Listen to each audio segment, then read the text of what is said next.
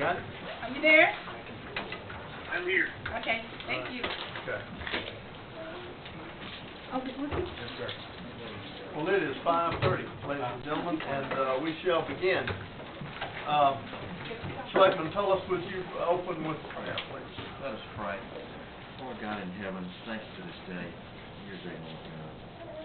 We ask your blessings for it, oh my God. Please watch over the city of McComb, watch over the state of Mississippi, and watch over the United States of America. Lord God, tonight give this board wisdom to do your will, to do what's good for the citizens of McComb.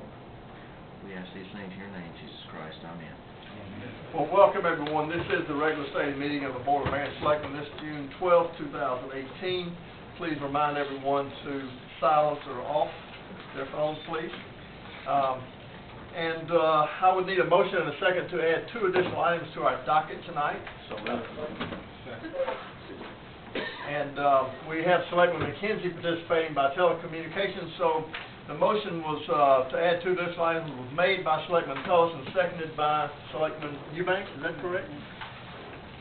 How do you vote, Selectman McKenzie? Aye. Selectman Brock? Aye. Selectman Tullis? Aye. Selectman Cameron? Aye. Selectman Eubanks? Aye. Motion passes. Next, we have the consent docket before us, and I would move that unless there are objections, we'll approve the consent docket without objections. Are there any objections? No. Then without objection, we have approved the consent docket. We move to employee recognition. First, we have Jared Brister, 15 years working for the city of McComb as in the McComb Fire Department. He started in May 29, 2003. Chief.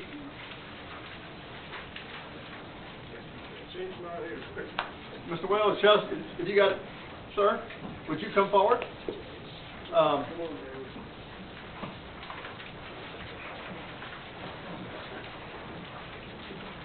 Captain Wells is here on behalf of the McComb Fire Department. We have Jared Brister, who has been working for the fire department since May 29, 2003. You accompanied by your spouse, or? Yeah, my wife. Would you like to come forward? Like to come? Yeah, y'all come on. Would y'all please come forward? Your wife is Chris, and this is Kaylee. How are you? Good. Yeah, well, thank you.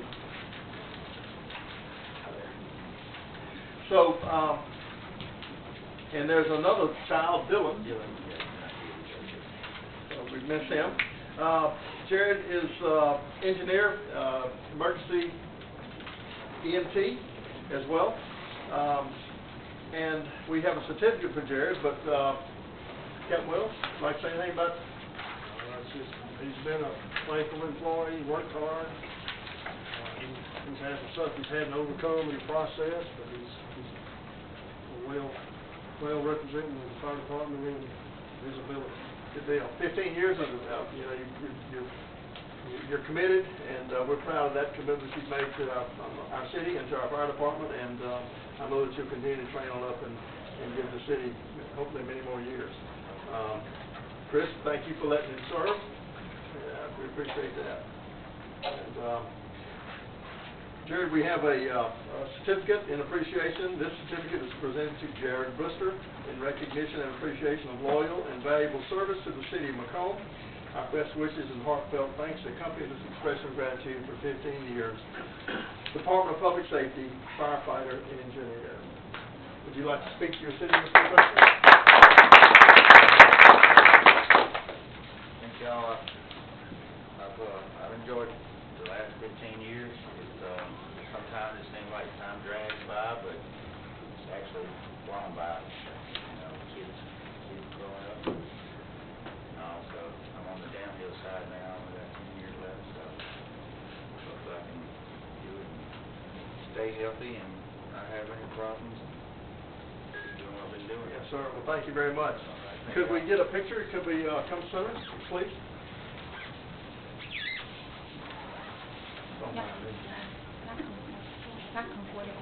Okay. Yep.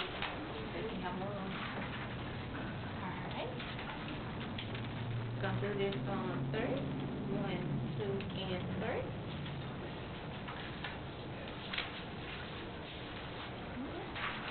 Thank you.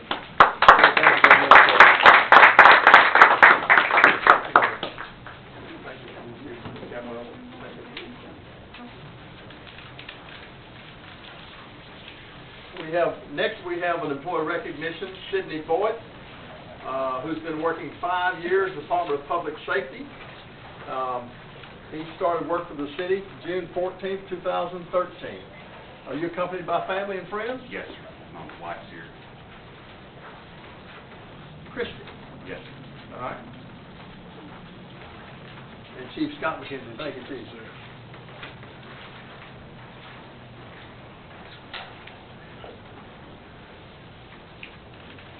Officer Boyd is a detective supervisor in the police department, investigations, married to Christy.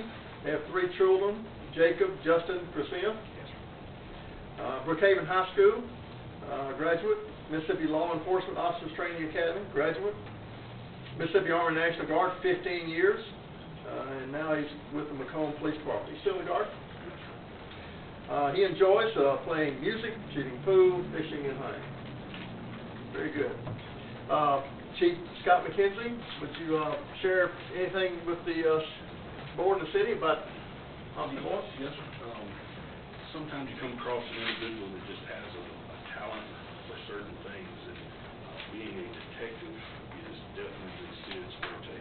He stepped into that role he comes with some law enforcement background before us, but he's obviously 5 years on the job with McComb, but he stepped into a role of an investigator, and I couldn't ask for a better.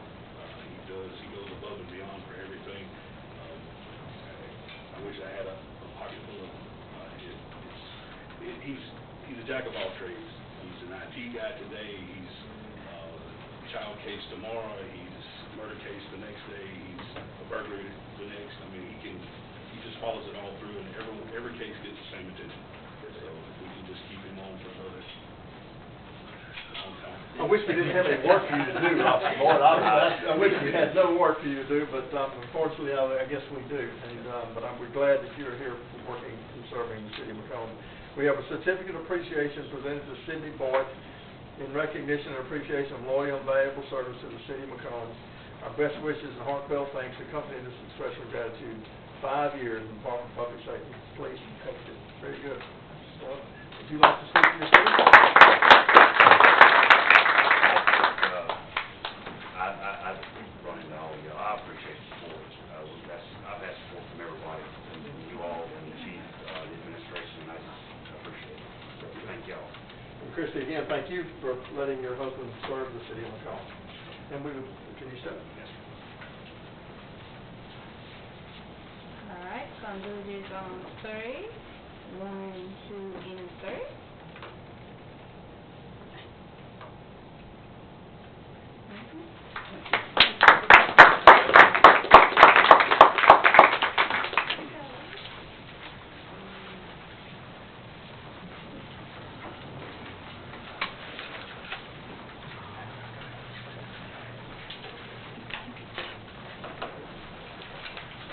All right, next we have Ron Gibson regarding Summit Street zones.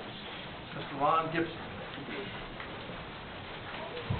And please speak up so the selectmen on the phone can hear. Are you doing okay in there, Selectmen kids? You still with us? Good. Okay, you hear? You can hear? I can hear you fine. Okay. All right, Mr. Gibson, wait a minute, sir. Go to work. Yes, I'm here to request from this board right here to rescind the zoning on Summit Street, which by a previous board, this zoning was illegal, and it was denied. It was denied by that board on the recommendation of Mr. Dowd. That board came from the Board of Adjustment.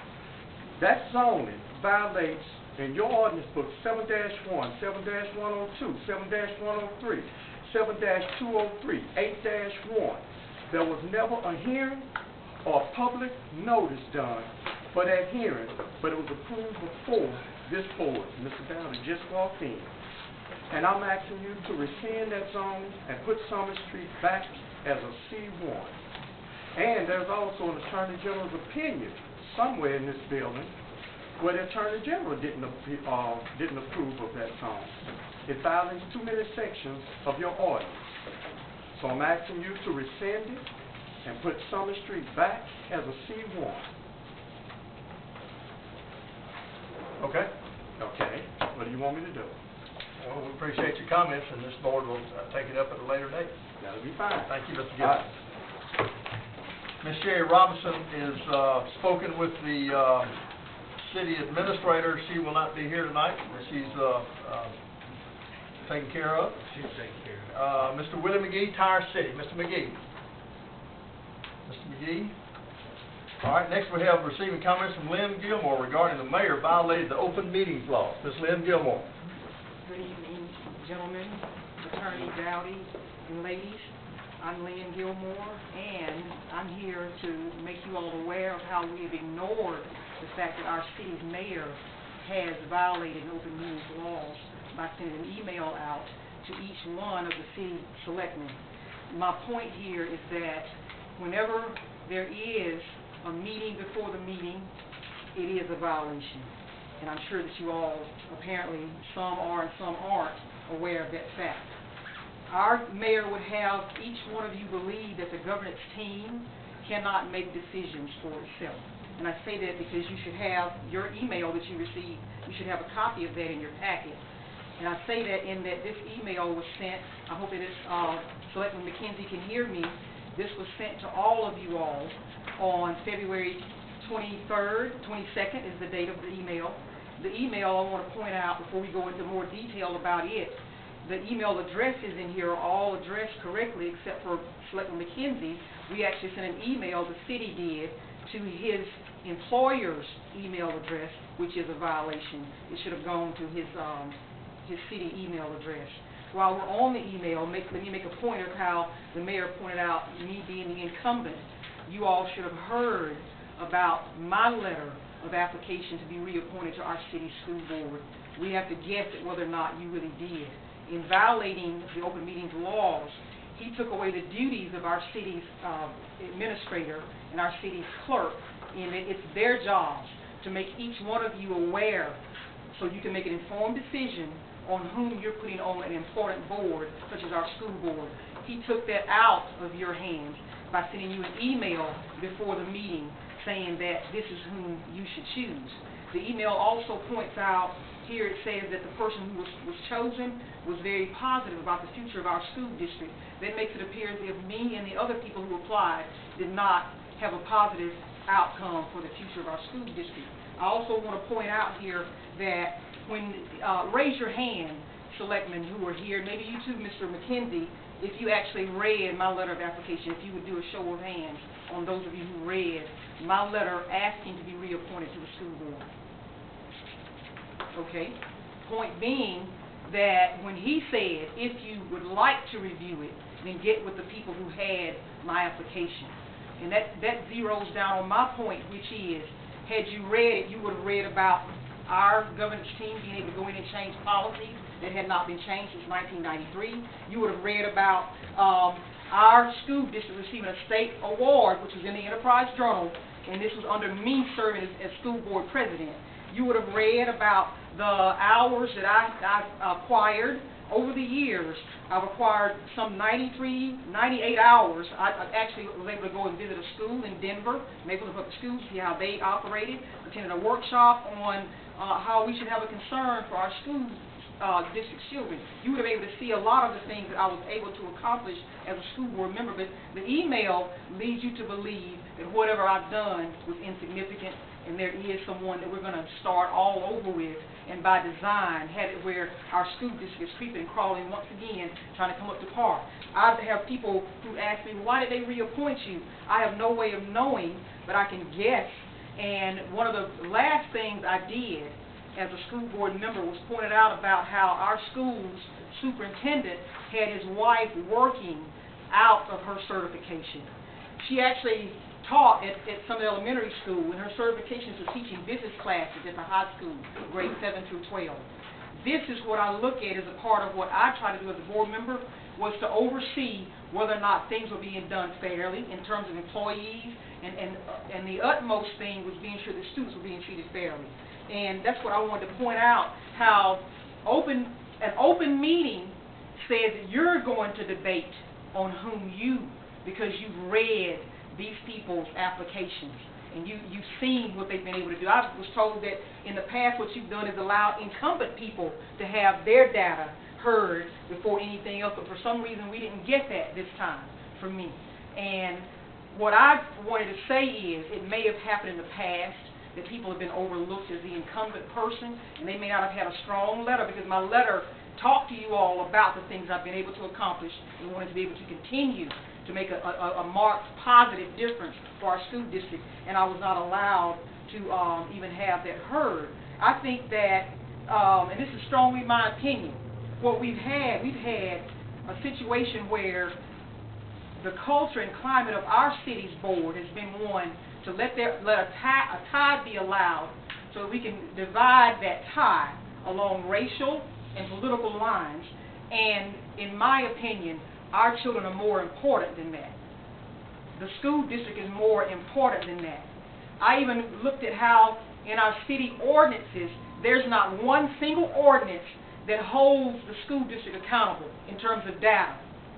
Mr. Tullis, I'm sure what you do here on this city council, you operate based upon the data that's put before you. Data when you're making decisions. Data should drive every board that this city oversees. There's no ordinances telling us how the city is going to hold the school district accountable. None whatsoever. And that's really not good. And then to say that a board member, an incumbent, who has made marked differences in our school system does not deserve to even have her name put before the city board and possibly see how many are going to vote for her. And then the manner that it was done. And I'm asking, as Mr. Gibson just did, I'm asking that you all reconsider your decision, reconsider by rescinding that particular vote and making a more informed vote.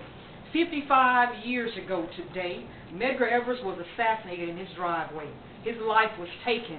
He was someone who went out and did what he did, not for the money, because my position was $200 a month, which money was not an object for me. It was more or less trying to see the good of what the students were in need of. He was gunned down, and here's what we do here in the city of McComb. We don't literally lynch people anymore. We just take away their ideas. We knock them down whenever they're strong people in our communities. We keep our children who attend public schools from getting a good education.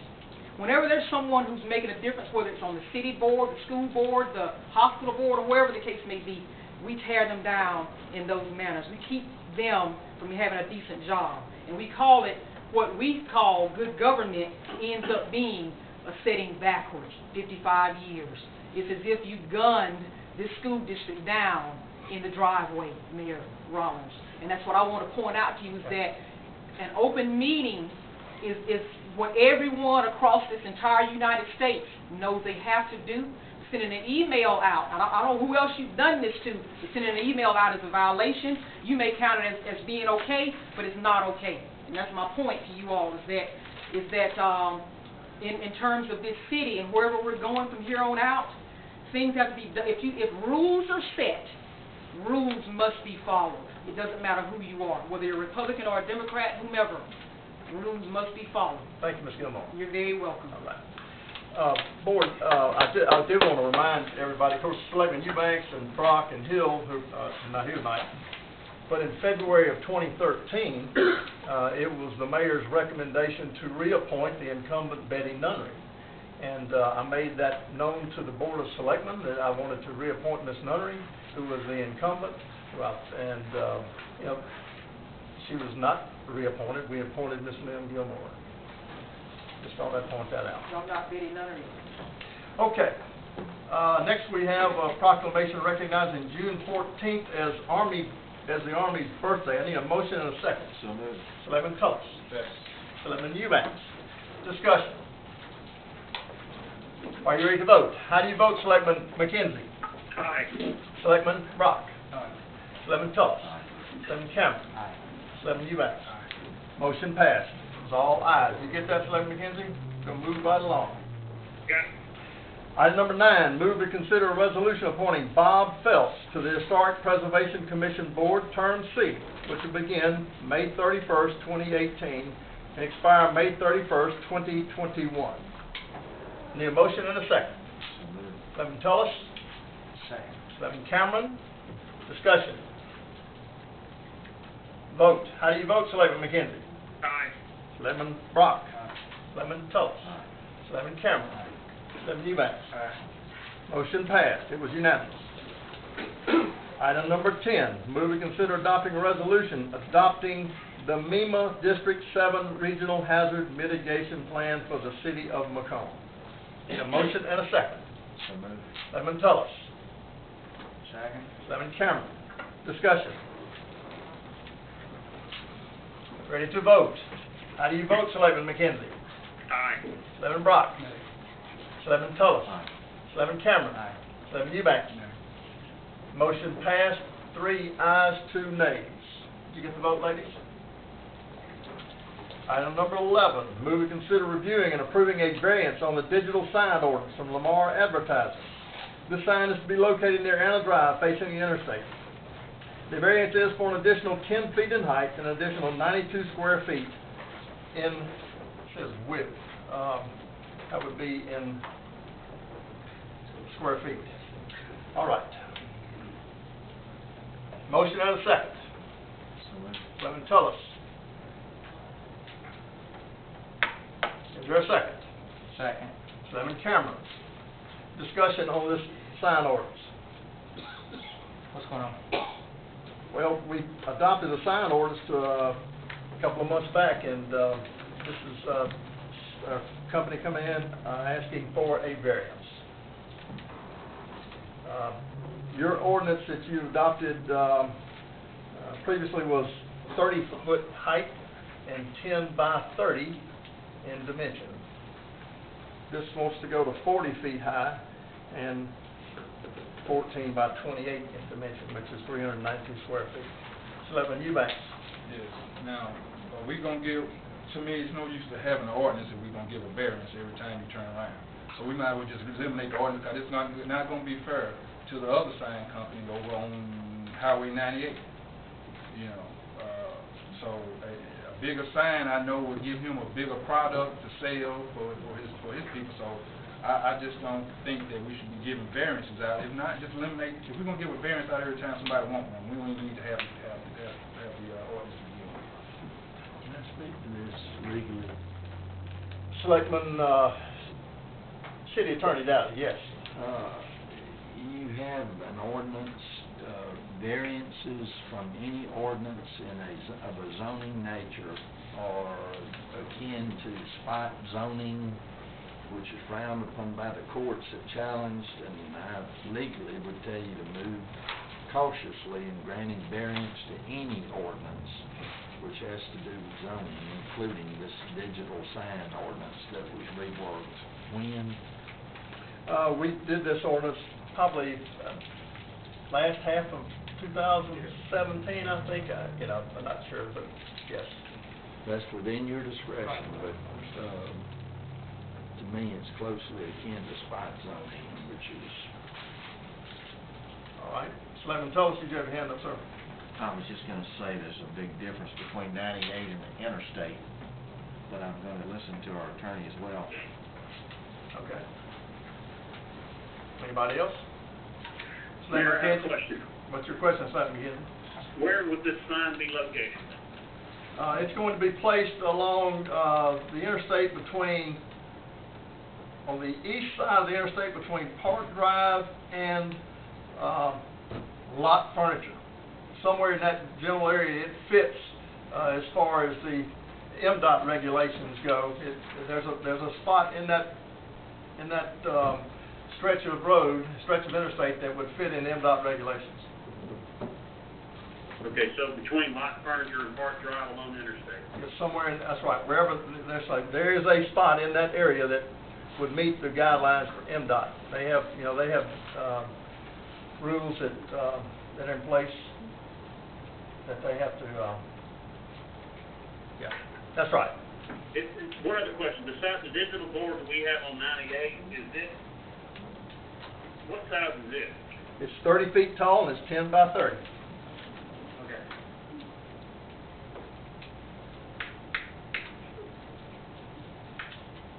Any other discussion? Let me tell us. I'm asking our attorney, is this spot that you call spot signage? Yeah. Yes, sir, you have a citywide ordinance, and for whatever reason, whenever the administrator reminded you that you visited, you sat within that citywide ordinance, certain maximum sizes and so forth.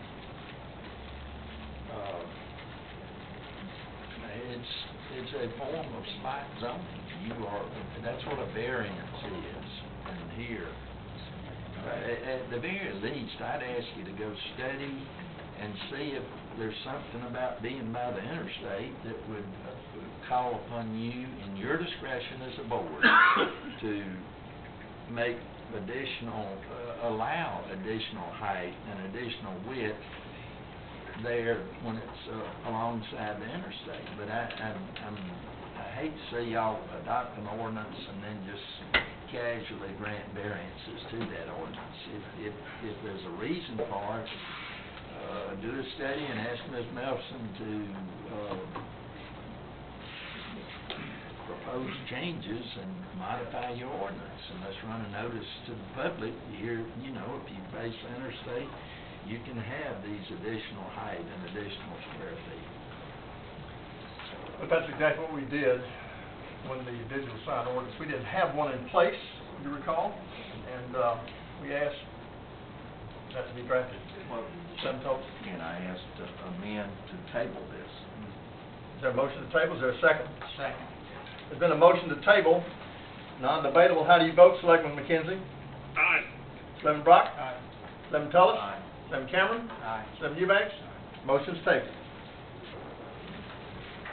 That was unanimous.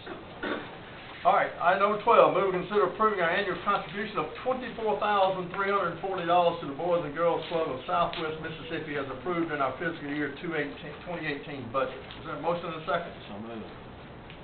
Selectman Tullis. Second. Selectman Cameron. Found on back to pages 9 and 10. You've got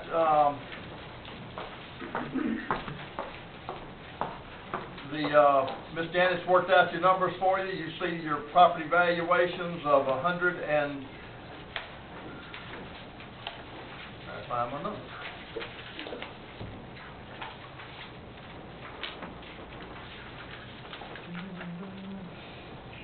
$103, I thought. Okay. 103,634 less homestead exemption, quarter mill, 24,340. That right, Ms. Dillon? Okay. Selectman Brock, discussion? All right. Further discussion? Ready to vote? All in favor? How do you vote, Selectman McKenzie? Aye. Selectman Brock? Aye. Selectman Tullis? Aye. Selectman Cameron? Aye. Selectman Eubanks? Aye. Unanimous, it was approved. Motion to consider approving a policy renewal from insurance and risk managers in the amount of $170,106. It's a premium decrease of $5,747, effective June 30, 2018. Need a motion and a second. So moved. Selectman Tullis? Selectman Eubanks for the second. Ms. Dillon, I notice it doesn't say budget amendment. No, we already have. Already had it budgeted. Yes, sir. Okay. City Administrator, do you want to brief the board? Well, only thing this is that we had a decrease from last year, over $5,000, and this takes care of all our buildings and all our vehicles.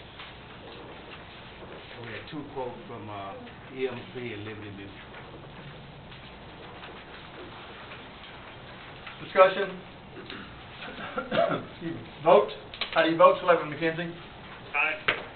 Selectman Brock? Aye. Selectman Tullis? Aye. Selectman Cameron? Aye. Selectman Eubanks? Aye. Motion, it was unanimous, the motion did pass. Excuse me, folks. Far on. Item 14, move and consider approving bid number MC04-18007 for the McComb Police Department HMGP generator project in the amount of $154,500 and reject the alternate bid in the amount of $33,400, and further authorize the mayor to sign all necessary documents. Can I have a motion and a second? So moved. Selectman for the motion. Is there a second? Second. Selectman Cameron for the second.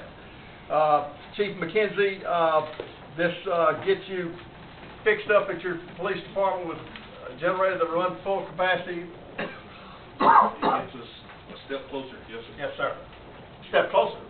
If you approve it tonight, we can start working on it. Okay, all right. Yes, sir. Okay. Selectman Eubanks, you got your hand up, sir. Yeah. Somebody please tell me how we deny 33.4 to go with 154.5. Well, grant. We did not. There was a grant that funded that did not give us enough money to fund the additional $33,400, which is a auxiliary backup package that, you know, City Hall doesn't run with one. Most of our places do not run with one. Okay, well, I'm sorry, Chief. Explain it then, because where it's looking here, it's like we went with 154 and declined 33. So explain what went into that. So was it the alternate bid we declined? Base bid plus alternate. See, the alternate is what we declined. I think I can really Okay, explain. go. All right. Engineer's estimate for the project as a whole, forget about the alternate bid part. Just to place the generator there, the engineer's bid their estimate came in at $176,000. We got approved for that amount. From day one, we were hoping that the that the actual bid would come in a good bit lower. So we discussed putting in another fail-safe, because we are kind of a backup 911 center if something were to happen on Parkland Road. If our generator quit, the alternate would allow us to plug another generator up to it without missing a beat. Obviously, it came in at 154 on the base bid, which is great, saved us a little bit of money. It didn't quite get us to the 33 alternate bid, 33 plus thousand on it. We went back to FEMA, and FEMA spoke with them, looked for a little bit more money, but there was none. So, in retrospect, we just forget the alternate bid altogether. That's something we can add later, should we decide to do it. That's what I was going to ask you. Is there any way that the city can find this 33.4 so we can complete this project and make sure that we have that backup? I think we had figured the city's portion roughly in the $50,000 range with the 176 estimate to begin with. That would obviously put us about $12,000 overall short if we included the alternate bid today. Selectman Cameron. So in essence, we had a $176,000 estimate. We had, with the bid with the alternate, we had $187,900 bid. Yep. We rejected the alternate, came in with 154. That's correct. I agree with Selectman Eubanks that I think we needed a little bit more information. Well, I think that there's probably, you're paying $154,500 to whoever was awarded the bid, plus you're paying engineering on top of that, which takes you to the 176 number, okay? And so we're still $33,000 out of money here, and we've already got skinned into the game because we had to come up with our matching portion just to get to 176. So it's, the alternate bid, I mean, don't get me wrong, it could be a good thing if you ever needed it, but I can't say that we're going to need it. We did it at Station 4, where the dispatch center is at, because it fell within their mitigation grant. They had the dollars there. It worked for them. That's why we added it as an alternate bid. We were all hoping that the full-on bid came in much less than 154. We all hoped that, and then we could have fit it all into that 176 number, and it just didn't work. we didn't walk off leaving money on the table, as you say. Absolutely. And so, again, this is something that should another grant come up down the road, another portion of the mitigation grant, we can possibly reapply and get some more dollars down the road that will do this. it was a shot in the dark for us. We would have never known if we hadn't asked. So, I'm good without it, okay? Thank you, Chief. All right, further discussion, ready to vote? How do you vote, Selectman McKenzie? Aye. Selectman Brock? Aye. Selectman Tullis? Aye. Selectman Cameron? Selectman Eubanks? Aye. Motion passes. It was unanimous. Thank you, Chief. And just so you know, the mitigation, item that was before was vital in order for us to be eligible for this mitigation grant. Those other plans have to be put in place as well, so. Okay. Item number 15, move and consider receiving a check in the amount of $10,800 from the State of Mississippi Department of Finance and Administration. Check number 100524866 for Basic Academy Training. Reimbursement for Officer Kalen, Bobby Enlow, Phineas Irvin. These funds are to be accepted into the general fund and moved to the police training budget number 001110635, and further authorizing a budget amendment for said amount. These funds will be used for future training of police personnel. Need a motion and a second. So moved. Selectman Tullis? Second. Selectman Eubanks. Discussion on item number 15. Vote. How do you vote, Selectman McKenzie? Mayor, Excuse me. Selectman Brock? Officer Kalen, what's the first name? First name Kalen, last name Coyle. Cole.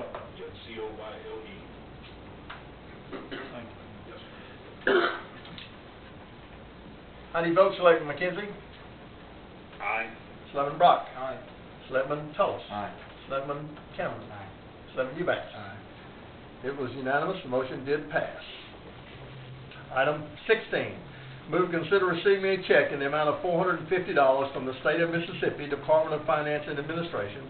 Check number 100522063 for Mississippi State Communications Officer Recertification. Reimbursement for Officer Aubrey Jones Jr., Wade Lamb.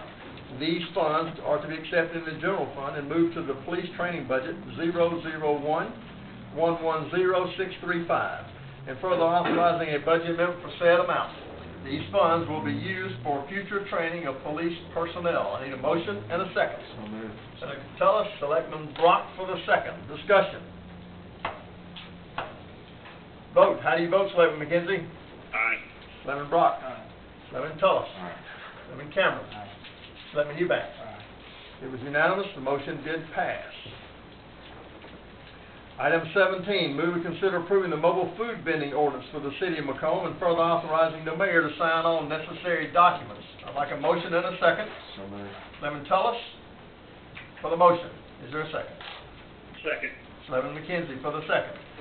Found on pages 18 to 22. Selectman Brock, you'd asked me, what kind of changes would you see? And of course, you've had a chance to look at both, but it was basically inserting city of McComb, inserting zoning inspections and permitting department for where applications are made.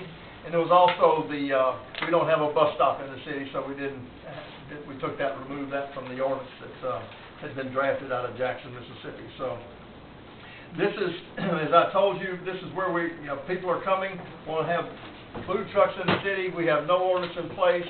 Anything goes. I really think it's unacceptable. I think this would be something that we should, I think this would be a good policy for our city, a good ordinance for our city to put in place. Discussion? Vote. How do you vote, Selectman McKenzie? Aye. Selectman Brock? Aye. Selectman Tullis? Aye.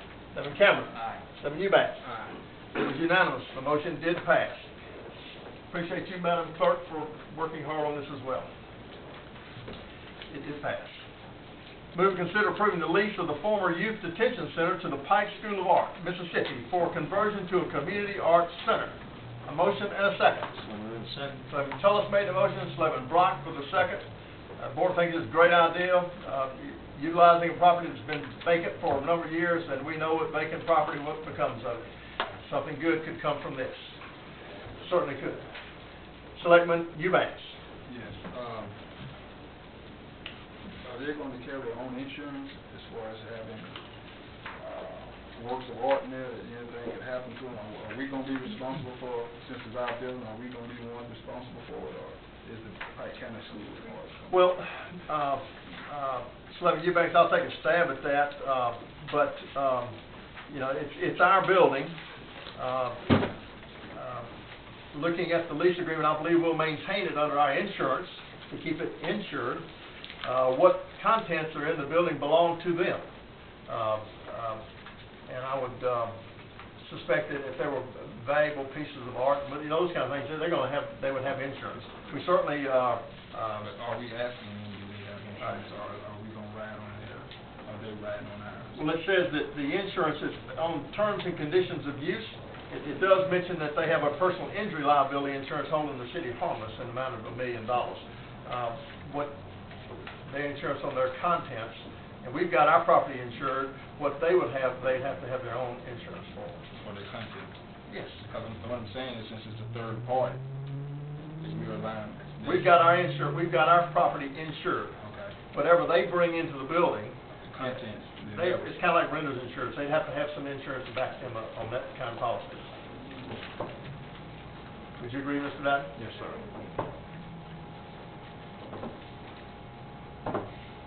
Very briefly, Mayor, in your motion, you need to, and this is not covered precisely in the lease, which it doesn't need to be, but in your motion, needs to make that language from the statute that the property is surplus, though owned by the city, and serves no present purpose for city purposes, and that the city board, Board of Mayor and Selectmen find that it would be devoting the property to the social and educational benefit of the citizens. That statute allows you to get around advertising for bids.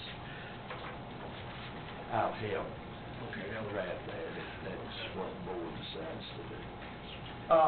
And so the motion that Selectman Tullis made, it was seconded by Selectman Brock, would, that we're, you know, in our motion, we're declaring the property surplus, that it serves no present purpose for the city of McComb, and that the Board of Mayor and Selectmen find it would be to the benefit of the citizens of McComb to lease it for said purposes. Yes, sir. And that would be how we draft it. You got that, Selectman McKenzie? I got it, and I want to applaud these guys for taking this task on, and arts and entertainment will be so valuable to revitalization of downtown. And, yes, indeed. Let's see if we can get a vote on this. Any further discussion? Vote. How do you vote, Selectman McKenzie? Aye. Selectman Brock? Aye. Selectman Tullis? Aye. Selectman Cameron? Aye. Selectman Eubanks? Aye. The motion was unanimous. It did pass, and hats off to Calvin and Clay for getting this done. And look forward to seeing the city, the finished product. Look forward to having a tour through your facility once you get up and running.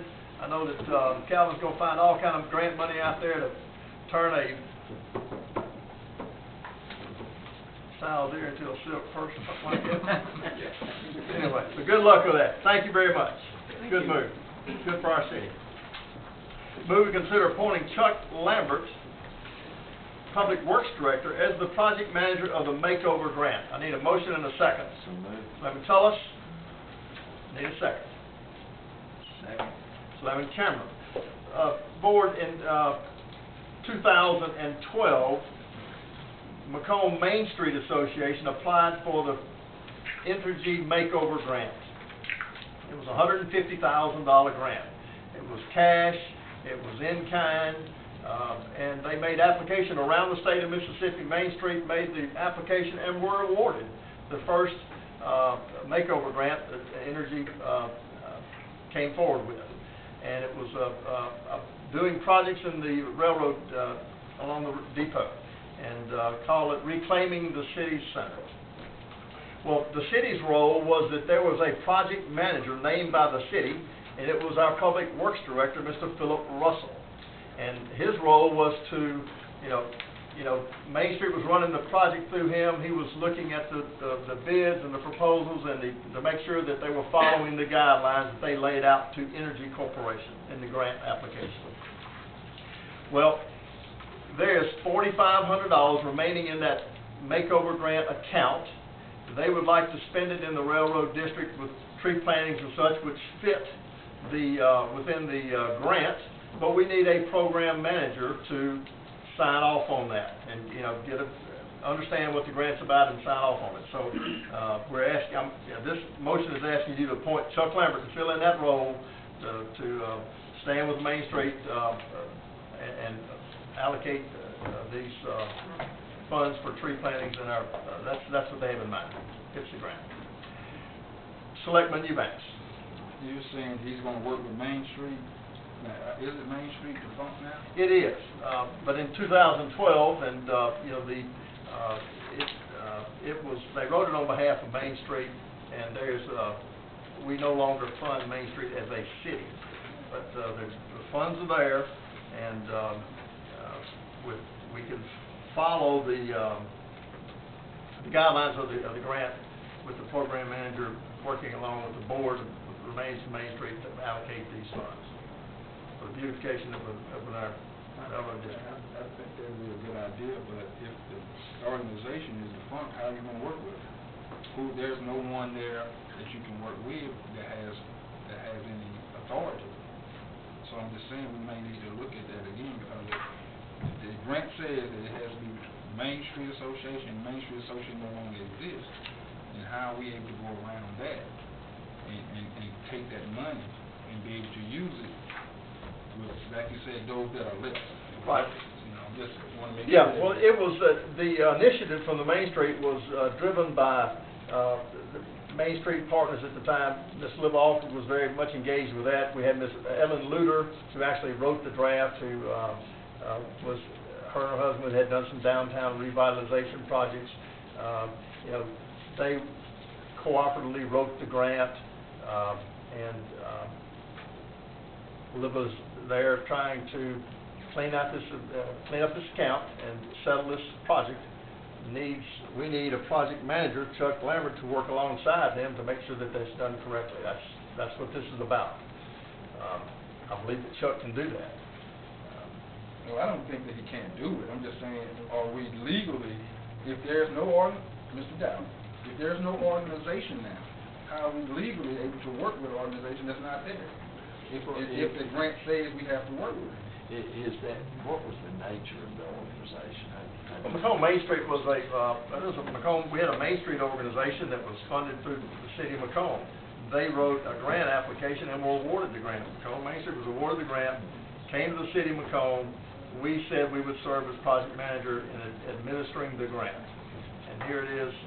They've got $4,500. They've got projects in mind they'd like to do and utilize that $4,500. That's what they're asking us to do. I said, well, you've got to have a project manager to sit there and work with you so you are following the grant guidelines. So that's what the city's role was, to have the project manager. That's how I understand it. And that's our role, but they also have a role for the Main Street Association. They had a role, if I'm not reading right, they have a role as well. And if they're not able to carry out their role, then how are we able to overstep, go into and just get this money to, trust me, Ms. Alford does a great job, but how are we able to take this money now and give it to her? There's no longer an organization, which means she's no longer a member, which means how can we give her the money? I'd be happy to give it to her, but legally, are we exposing ourselves? Well, the money's not in the city treasury, Ms. Eubanks. It's in a checking account maintained in the name of McComb Main Street. It's not in the city's treasury. We serve as a project manager. If we'll do this, make this appointment, then it's going to fall on Ms. Alford to make sure that it's, she and Chuck work together to make sure it's done correctly. That's kind of where I would lay it on them. A point has been made, needs to be looked at.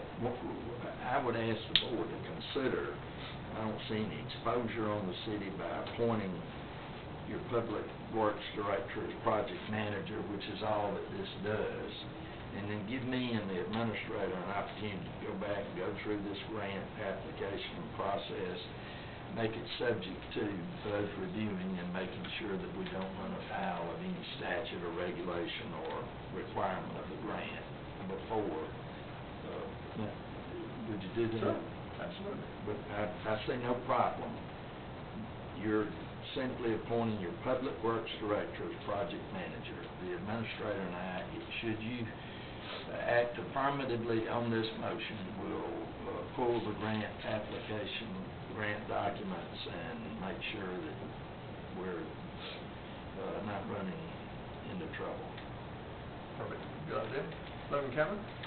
Is there a time limit on this? I don't think so, no, but just like I said, the former Public Works Director was that project manager, that's our role. I'd like to fill that role, to give them opportunity to, appropriate these funds and spend them in our railroad district. I understand what Selectmen you guys are saying, and I hear what the city attorney's saying. I'd like to make a subsequent motion to table it, just find out first, and then come back to it. Okay. There's been a motion and a second to table. How do you vote, Selectman McKenzie? Nay. There's a motion to table, voted nay. How do you vote, Selectman Brock? Yes. Selectman Tullis? Aye. Selectman Cameron? Aye. Selectman Eubanks? Aye.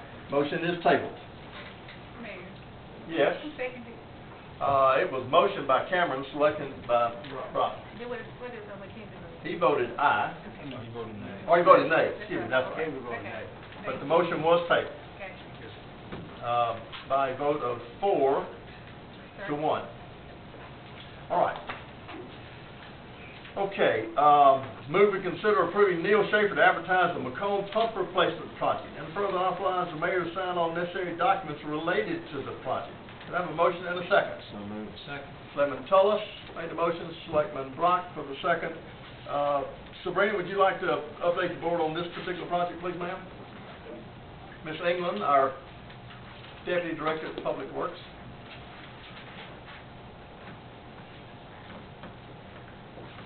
This is going to be for, Would you come forward, please, Ms. England?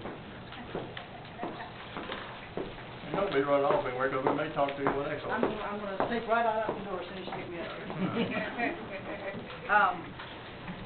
We're not really ready to advertise this yet, but we should be by next week, so we want to go ahead and get approval, prior approval to, when we finalize everything next week, go ahead and advertise on this.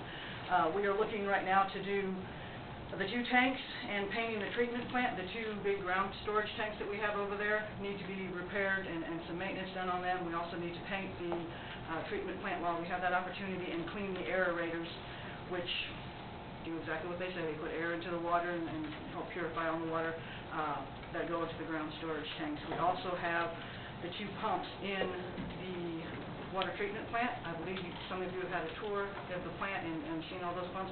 Are The these 2 pumps- distribution pumps out to the entire system? Yes. Okay. These are, that's what's in the water treatment plant. We will replace 2 of those pumps, and with the same size pumps. At one point in time, we were thinking about maybe we would replace the 2 with 1 larger model, but it ends up being cheaper and easier due to the constrictions of these pumps are actually set down, a lot of it in the ground. So due to those size constrictions, we're just going to go ahead and replace them with the same size models of that. Okay, discussion? Well, the item before us is the pump replacement project. And board, these are infrastructure repairs, just keeping our system up and running and performing as it should. You run into problems when you don't do these kind of maintenance. All right, Selectmen, are you ready to vote, board? 7 Eubanks, sir. I'm sorry. With the 2 tanks that we already have, are we replacing those tanks? Are we just painting them? I thought when we did the walkthrough, there was discussion about replacing those. You're going to replace one that's going to end up going over to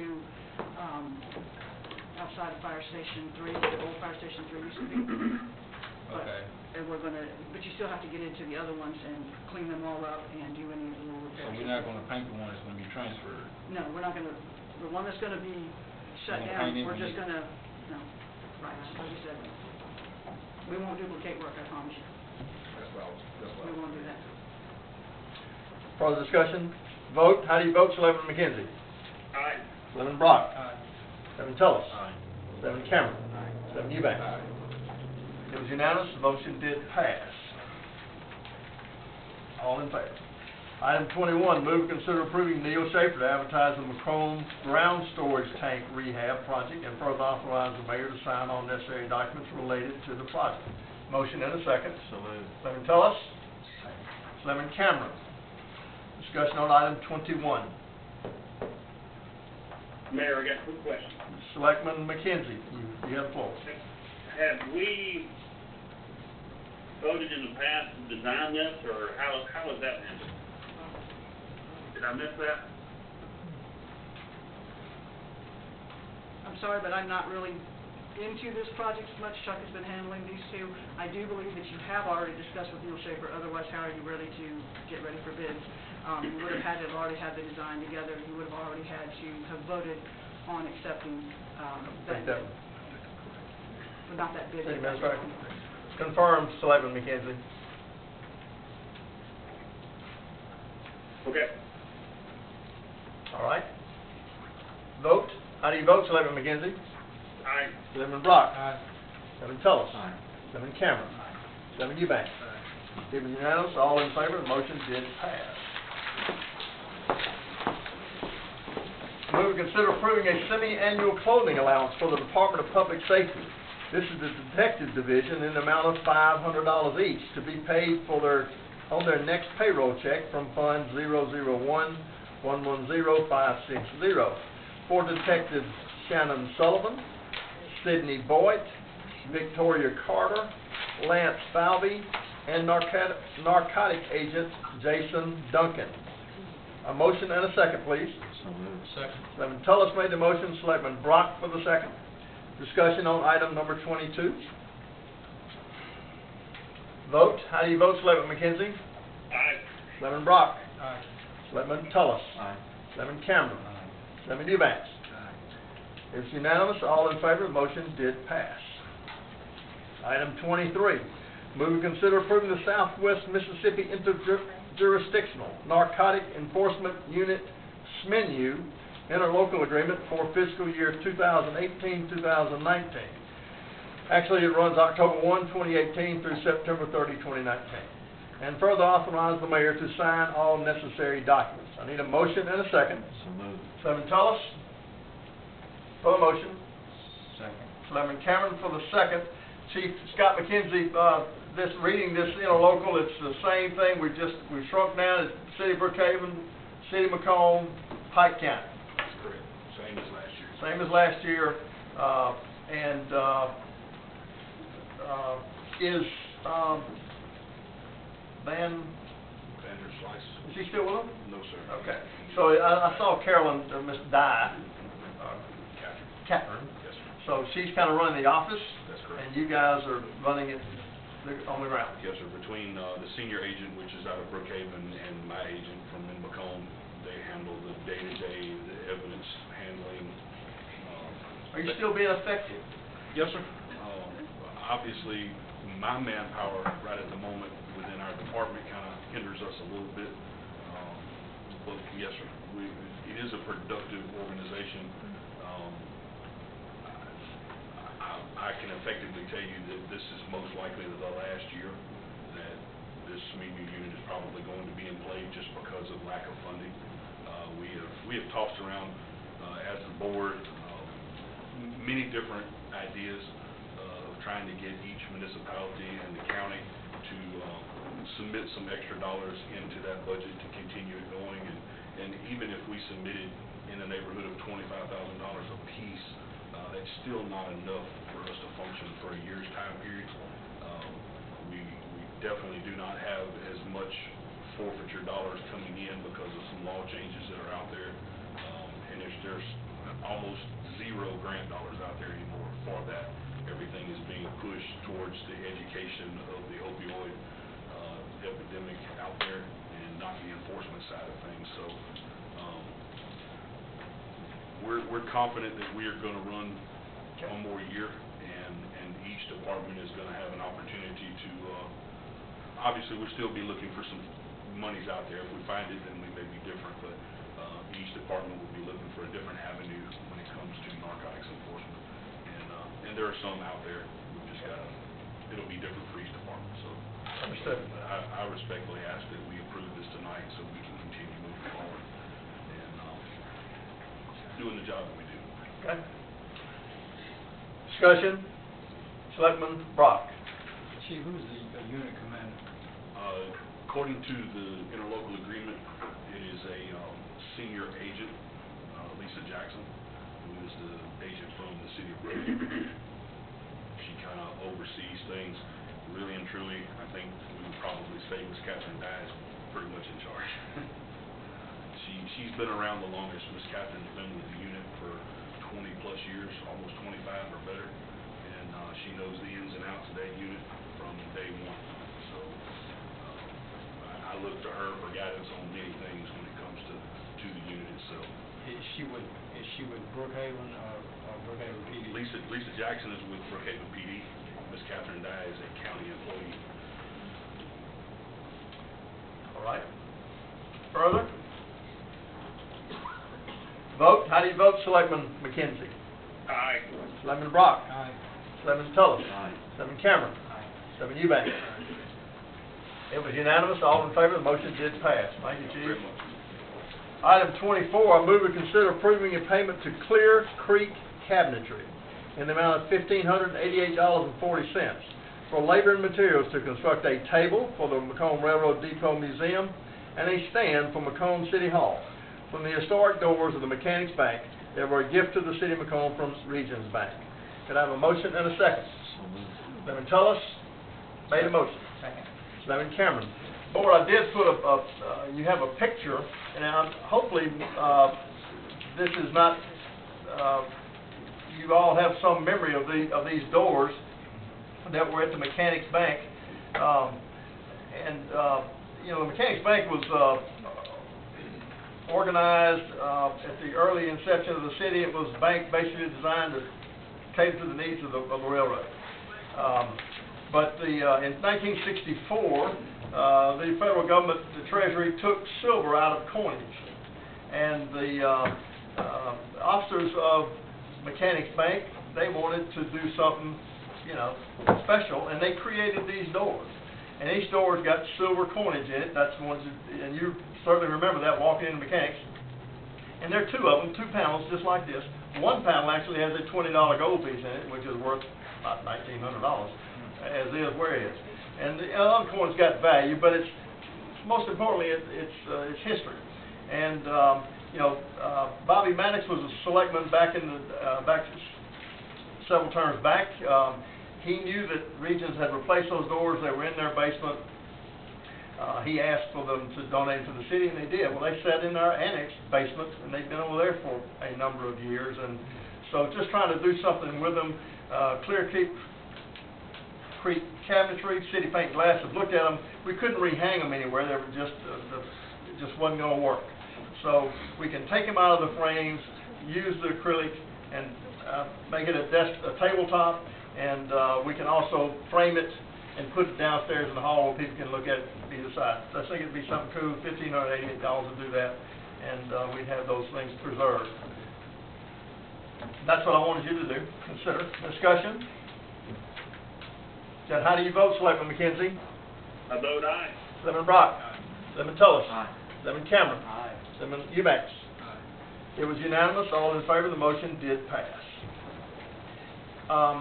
Item 25, move to consider authorizing payment for the housing of prisoners during the month of January 2018.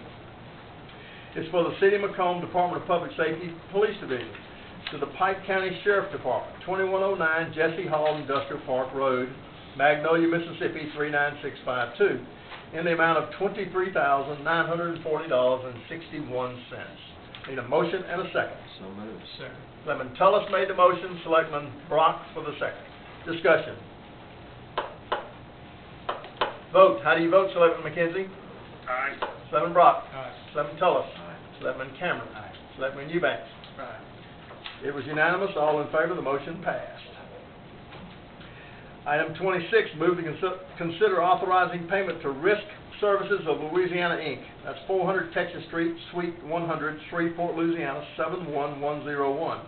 It's for accidental insurance coverage for participants at the McComb Recreation Department for the period of July the 6th, 2018 through July the 6th, 2019 in the amount of $2,430. Motion and a second. So moved. Selectman Tullis. Second. Selectman Cameron for the second.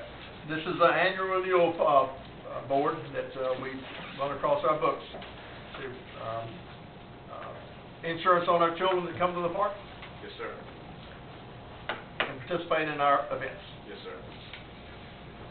Discussion? Vote. How do you vote, Selectman McKenzie? Aye. Selectman Brock? Aye. Selectman Tullis? Aye. Selectman Cameron? Aye. Selectman Eubanks? Aye. It was all in favor, unanimous. The motion did pass. Item 27, consider approving Chuck Lambert, Director of Public Works, as the authorized agent for disaster DR 4081, that's Hurricane Isaac, to replace Philip Russell, and authorize the mayor to execute all necessary documents. This action is required to close out the grants from MEMA. Need a motion and a second. So moved. Selectman Tullis? Second. Selectman Cameron? You got anything on this city administrator sheriff's board? No, sir, that's basically what it says here is that we had to change our Philip, get Chuck in there so we can close it. Are the dollars left in the grant, Miss Janice Dillon? For the what? Are there dollars left in this grant that we need to settle out? No, sir. Okay, just the paperwork. Yes, sir. Okay. 2. Further discussion? Vote. How do you vote, Selectman McKenzie? Aye. Selectman Brock? Selectman Tullis? Aye. Selectman Cameron? Aye. Selectman Eubanks? It was unanimous, all in favor, the motion did pass. Motion we consider approving payment number 1 for fire truck purchase to First Bank, loan number 4035606, in the amount of $43,986.29. It's from fund number 102, Fire Protection Fund. I need a motion and a second. So moved. Selectman Tullis? Second. Selectman Cameron. Fire Protection Fund comes from the state